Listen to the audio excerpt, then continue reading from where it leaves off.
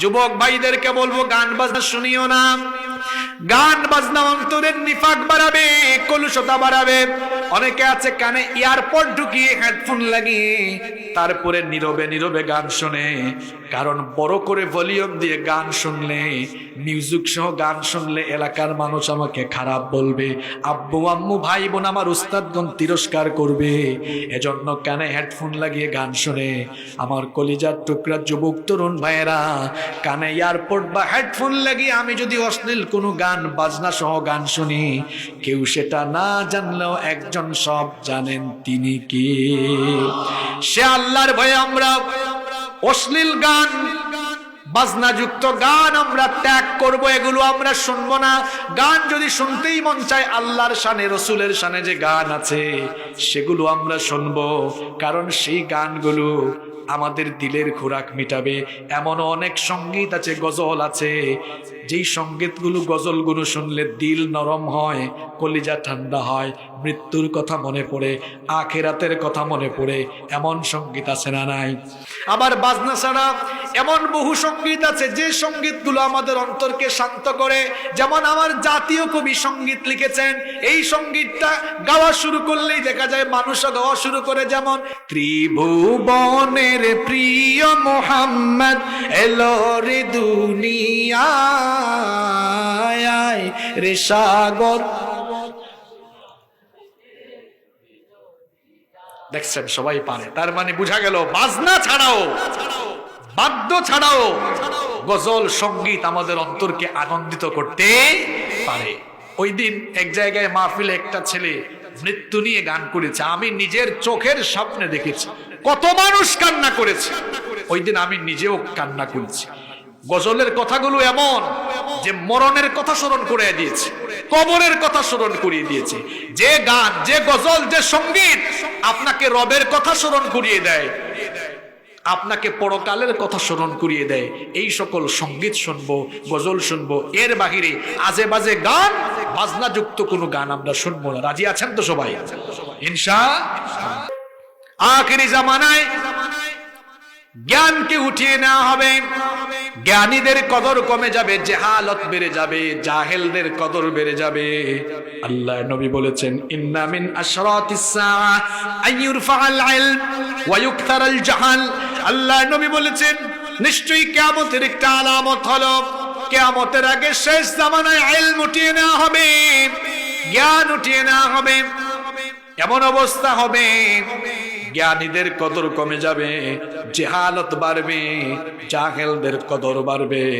শেষ জামানায় মানুষ আলেমও চিনবে না, জাহেলও চিনবে না। জাহেলকে আলেম বানাবে, আলেমকে দেখা যাবে জাহেলের মতো মূল্যায়ন করবে। বলেন তো এই অবস্থা এখন সমাজে চলমান আছে না নাই? আমরা যখন হুরু আসলাম, নিজে বহুত ওয়াজকে আমরা বইয়া বইয়া ওয়াজ শুনতাম, দেখতাম বড় বড় বুজুর্গ এখলে আইয়া ওয়াজ করতা। হ্যাঁ, মাদ্রাসার প্রিন্সিপাল শাইখুল হাদিস, মুহতামিম, মুফাসসির, মুহাদ্দিস, তারা ওয়াজ করতা। এখন যে কিতা এক জামানা আইলো, এখন দেখা যায় তারার ওয়াজও কোনো মানুষ নাই। আর যোগ্যতা হইলো 24 ইঞ্চি 26 ইঞ্চি কাঠ এখন তোলে দেয়া বইলা। মানুষ আর মানুষ আছে না নাই? জাহালত বাড়ি যা, ইলমর কদর উঠি যা। জ্ঞানী মানুষের কদর করতাম পারলাম না। সুর সুন্দর, টান সুন্দর, লম্বা টান মারছন, সুন্দর আজ আবুল তাবুল কিচ্ছা শুনাইছন, এনর শিডিউলার লাগি মানুষ পাগল হইয়া ছুটলা।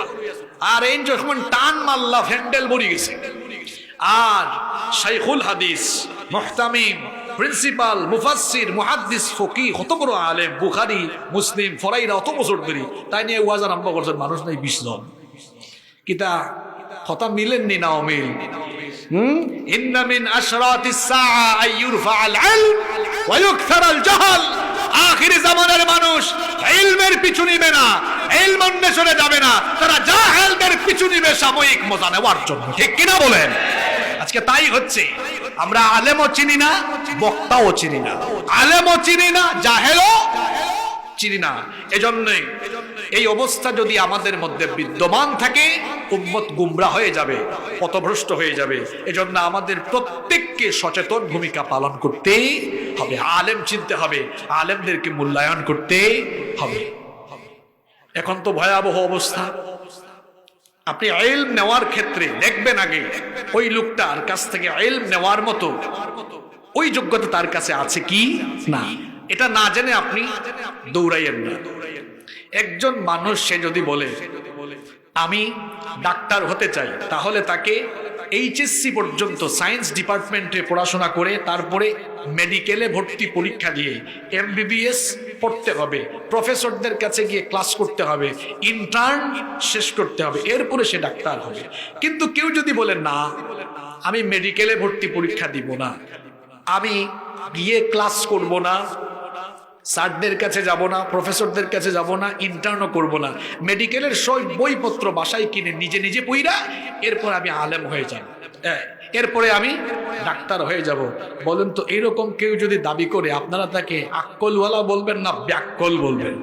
তো ব্যাককল। ডাক্তার হইতে গেলে মেডিকেলে ভর্তি পরীক্ষা দেওয়া লাগবে, গিয়ে ক্লাসও করা লাগবে, ইন্টার্নও করা লাগবে। কেউ যদি বলে আমি ইঞ্জিনিয়ার হব, যে কোনো ইঞ্জিনিয়ার হতে পারে, কম্পিউটার সায়েন্সের ইঞ্জিনিয়ার হতে পারে, ত্রিপলি ইটি যে কোনো ডিপার্টমেন্টে সে পড়লো, না পড়ে কেউ যদি বলে আমি বিশ্ববিদ্যালয়ের ইঞ্জিনিয়ারিং সাবজেক্টের সব বই বাড়িতে পড়ে ইঞ্জিনিয়ার হয়ে যাব, বলেন তারে কেউ ইঞ্জিনিয়ার হিসাবে স্বীকৃতি দিবে?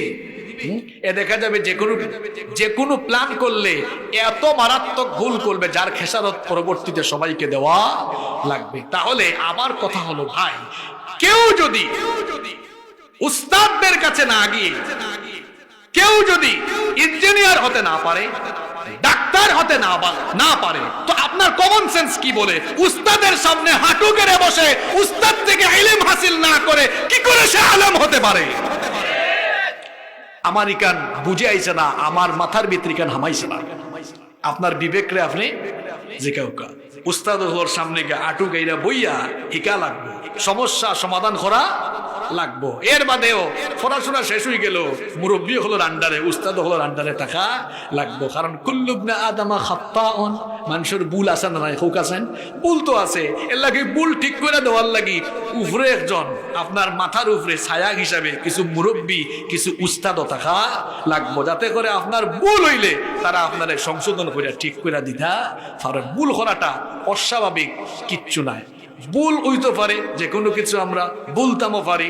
নাসিয়া আদম ফানাসিয়া বানু, আমরা বাপ আদমেও ভুলি গেছিলাম, ভুল্লা যাওয়ার স্বভাব, ভুল করার স্বভাব আমরার মাঝে আছে না নাই? আছে। ওয়া খায়রুল খাত্তাইন আত-তাওয়াবুন, ভুল কারি হলোর মাঝে তারা বালা যারা ভুল করার পরে সংশোধন হয়ে যায়, তওবা করিলায়, এরারে যেন পছন্দ করেন তান খে। আল্লাহ এই আমলটা আমরার মাঝে দান করুক, হোকা আমিন।